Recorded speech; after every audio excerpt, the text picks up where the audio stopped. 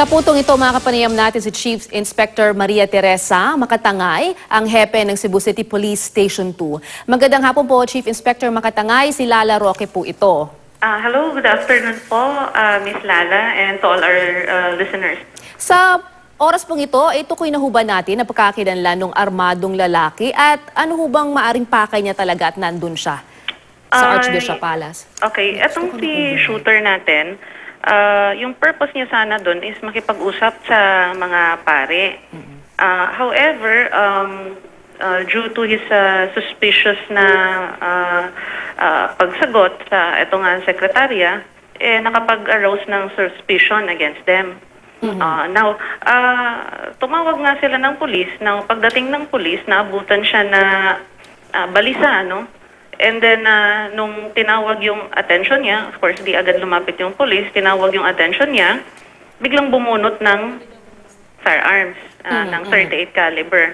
At in-engage niya ng police ng 2 putok, which yung police naman natin, of course, to protect their lives, nag-return fire sila and then resulted to the unfortunate accident.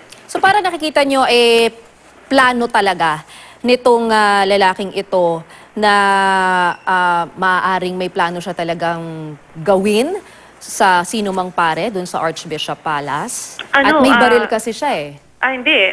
Upon our investigation, nalaman namin na meron siyang malalim na problema between him and his wife. And this has been validated and confirmed by the family themselves. Actually, when we showed them pictures of the yung dead body ng tao na hindi pa nagalaw, na-identify nga nila na yung isang inside holster is sa father who was a former policeman ng PC. So, aside from the firearm, meron din tayong na-recover na knife. So, na-identify din ng father na sa kanya din yun. So, when he went there, his intention was, I don't know, no, but most likely not against the, not against the mga pari natin doon. Kumbaga malinaw ho yun, na wala siyang balak na sakta ng sino mang pari. Maaaring disturbed lamang po ang taong ito. Probably. Nung panahon na nangyari yun, siguro wala siyang malapitan, wala siyang makausap, and at that time, probably he's really prepared to do something, some hurt to anyone. No? So meron na ho tayong pagkakakilanlan, pwede na ho ba nating sabihin? Oh, sure. Yung shooter natin? Opo.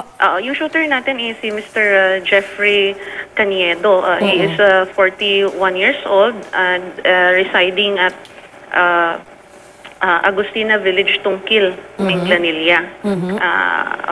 Ano hong background nitong tao nito si Mr. Jeffrey Caniedo sa inyo pong investigasyon? Well, he is an OFW in Qatar. Then nagka-problema nga siya sa asawa niya kasi nga accordingly, hindi naman ito confirmed pa, but according sa family is may iba daw yung asawa niya at may anak sa iba. Yun ang pagbalik niya, medyo iba na yung takbo ng pag-iisip niya. Siguro nagdilim yung paningin niya at yun ang nagawa niya. Pwede ho ba natin, for the record lang po, no?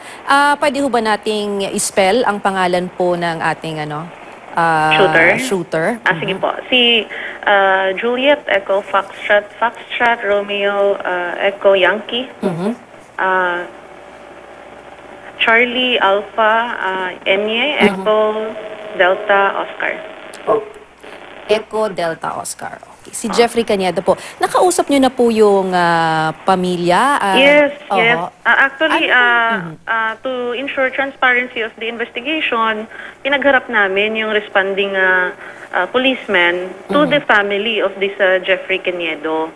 And yun, nalaman nila kung ano talaga yung nangyari. And admitted naman ng family na, of course, hindi naman ganun kadali for them to admit it, no? But they know na trabaho naman talaga ng police to ensure safety and security of everyone. Now, being faced with that kind of situation, our police just did the right thing to protect themselves and all others in the compound.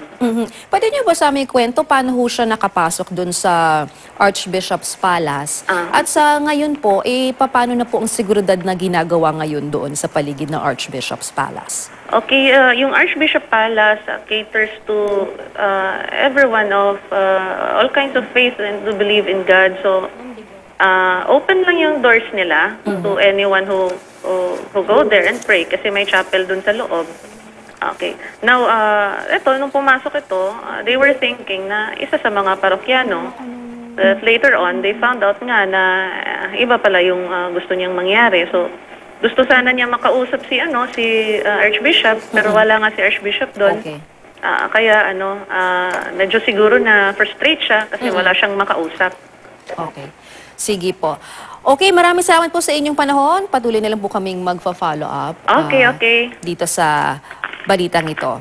Sige po. Si Chief Inspector Makatangay po mula sa Cebu.